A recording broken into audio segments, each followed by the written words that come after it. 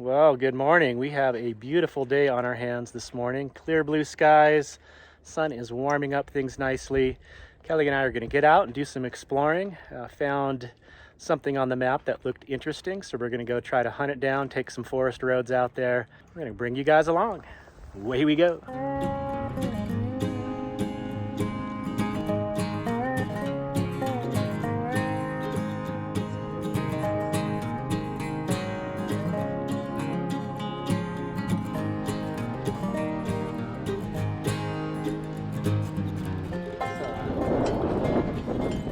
Ew! I've been slimed! You slimed me! Yeah! Slimy, that tongue! Alright, we gotta go, guys. We gotta get riding. Alright. Goodbye, cows. Oh, your nose.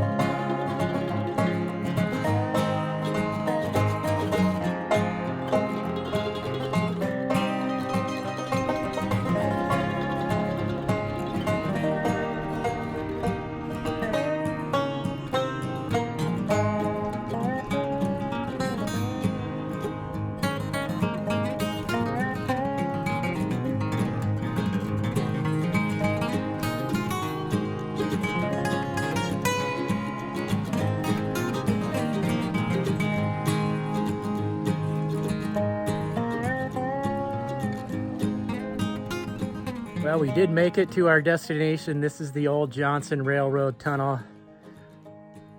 Pretty neat. It's in very good shape considering how old it is. I believe it was built in I want to say 93 or 83. I'll have to look it up.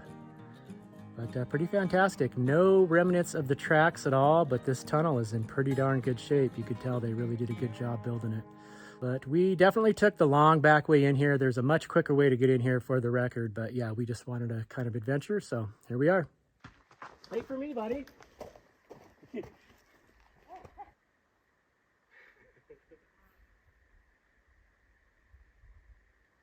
neat.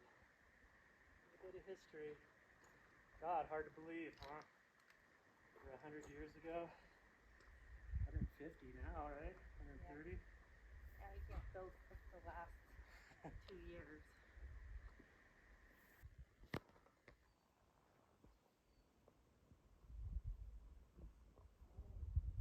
All right, so here we are at the other side. And what we're finding amazing is how there's just no remnants of the tracks at all.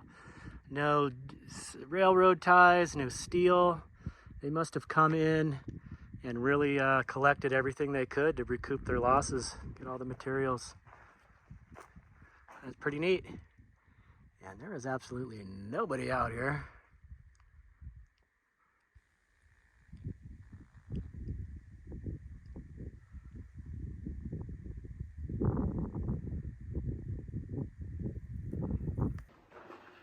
Look at this, how this is all scored here. Scored in to look like brick. And it's just in the rock. I wonder what the purpose of that is. A nice curve to it. And you can see the riveted steel ceiling there. So neat. And I'm surprised how good this phone is picking up in here. Camera.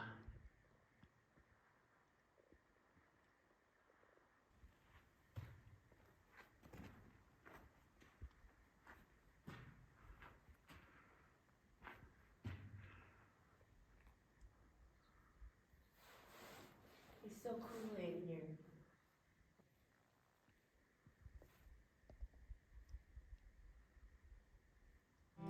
here.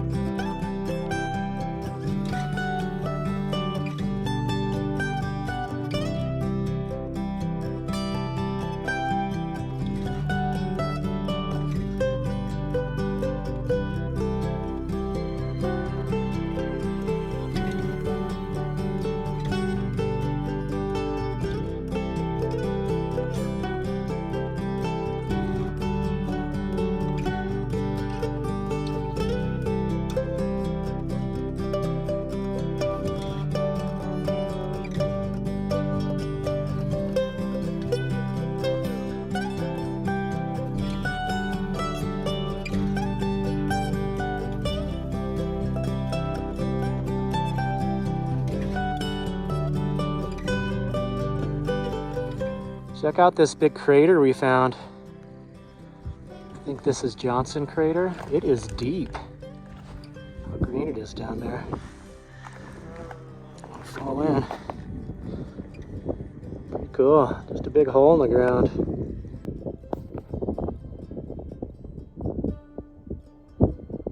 So this is where we ended up here. It brought us a little further back from the main road there, so when there's traffic, we're not so close. Really liking it here. Got a nice clearing, so we get plenty of sunshine during the day. And there is quite a big fire pit here. I don't know if we're going to use it. We haven't been really having a lot of campfires. It's been pretty breezy. Although the fire danger is low, I've still been kind of refraining from that. But I think it's supposed to die down tonight, so we may have a fire. And all behind us here is just open space. There is a little stream running down right here, although it's drying up pretty quickly. And we've noticed a considerable amount of snow melt here. Across the way, there's a hillside that was covered in snow when I showed up just a week ago, and it's already pretty much all melted. So I've been working on getting some wood split up here and kind of drying out in the sun, although now it's in the shade. I'll have to move that. And we got the Dutch oven out. We're going to be doing some Dutch oven cooking this evening, so we'll get some coals going soon. Going to be making chicken enchiladas in the Dutch oven. I've got the trailer just parked right behind us here. Kind of helps with more privacy. And we'll go in the van here. I'm already working on those chicken enchiladas. I've got a real simple method. I actually use a canned chicken breast, just one can. Add a little enchilada sauce and some chopped olives, chopped chilies, and I just let that simmer, get that chicken meat really flavored up with everything I've added to it. And then we'll get the Dutch oven here and start building these enchiladas and cook them outside. Okay, so we're moving along here on our chicken enchilada dinner. We've got the chicken right where we want it. I let a lot of the moisture evaporate. So the last time we did it, it was a little soupy. I basically add a half a can. I've been using this Las Palmas. Last time we did green, I think, but I kind of prefer the red. And again, added a little can of diced chilies. Got a little can of chopped black olive. I mixed in a little bit of those. So in the Dutch oven, I just put a little bit of the sauce. I use about half can in the chicken meat itself, and the other half of this can here in the bottom of the cast iron. Microwaved some corn tortillas to soften them up so they don't break when we roll them up. So we'll get that process going. And what am I forgetting? Oh, I was going to show you the chicken that I use. Of course, I'd love to use like a rotisserie chicken or some grilled chicken, but for this, I'm just using this can of premium chunk chicken breast. Just one can is enough for enchiladas that'll fill up the whole Dutch oven here. So let's get wrapping. All right, so these corn tortillas have softened up quite a bit. It keeps them from wanting to break there. So real simple, just kind of scoop in a little bit of meat. I try not to fill them up too full.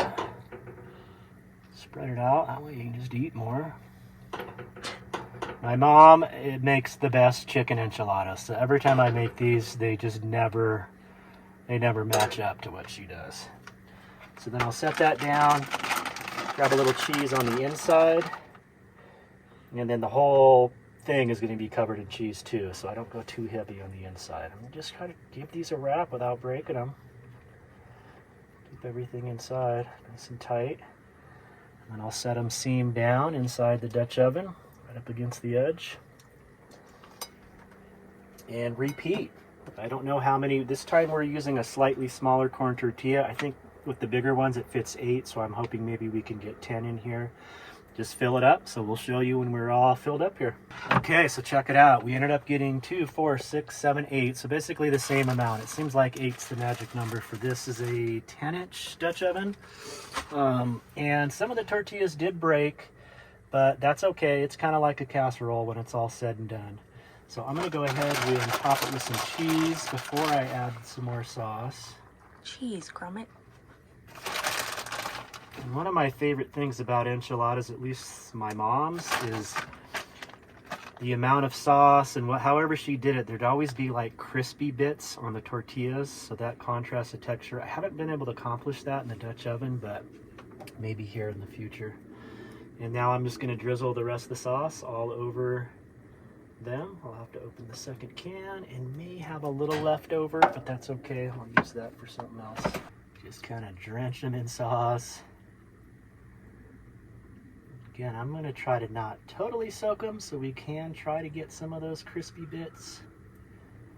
And then with the sauce in the bottom already. So that was basically 1.5 cans. And then the rest just pile on the cheese. Depends on how cheesy you like them. We like them real cheesy. Yeah, you are pretty cheesy. I'm quite the cheese person. Probably just thinks I'm cheesy. But... What do you think? Is that good on cheese? That's a lot of cheese. And then I'm going to go with a little bit more of the crushed or chopped olives, just to kind of top them. And then Kel's got some green onion I think we'll add too. Yep. You want to do that before we cook? No. No? After? Okay. So we'll garnish with green onion once that's all said and done. So now it's time to get the charcoal ready. Last time we did this, I got the charcoal going before we did this, and the charcoals were half burnt by the time we had this ready. So this is okay just sitting. We'll go ahead and get some charcoal going. Got our little wind barrier here. A little breezy. It did cheat a little bit, and I kind of preheated the bottom. Just put the whole Dutch oven on my camp stove to heat the bottom a little first. I'm going to load up the top with coals.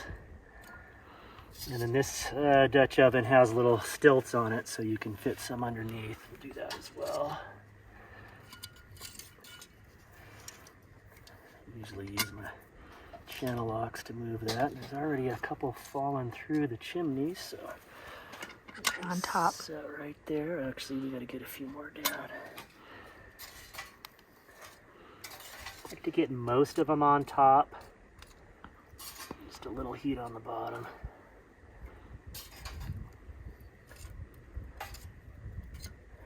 And again, big thank you to Lewis from Rolling Earth Ship. He gifted me this lodge. He had been using it for a while and got a bigger one, so it's nice and seasoned. We've made these enchiladas twice before, and I was so concerned they were going to stick. And they just slide right out. Thanks, Louie. You're the best. Louis is the best. All right, probably till those coals basically burn out.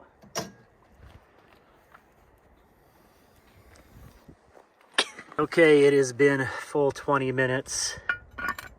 Let's take a look. Oh yeah, that cheese is nice and melted. Seeing a little bubbling of the sauce on the bottom. It's a little breezy. The wind has taken a lot of the heat of the way. So I'm just gonna let these coals burn totally out. And that'll be our cue. We're hungry, but I think the longer it sits in there, the better they'll be. Yeah, nice and steamy. Say we go ahead and dig in, yeah? Yeah. All right. I'm hungry. Let's do it. Yeah, they're a little soft, but the flavor will be there.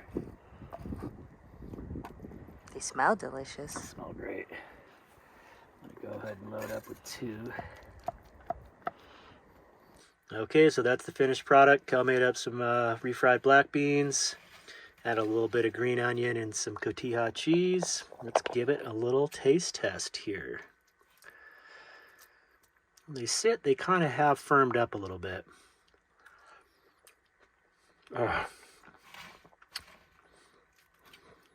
It's still nothing close to my mom's enchiladas, but they're actually pretty good. Get a little bit of crispiness on the tortilla at the ends. Tons of flavor from the sauce. I'm gonna call that a win. Well, thank you for being here. I appreciate y'all joining us on another adventure and hanging out with us at camp. We'll be seeing you soon in the next video. Hope you're doing well out there. Take care, guys. Peace.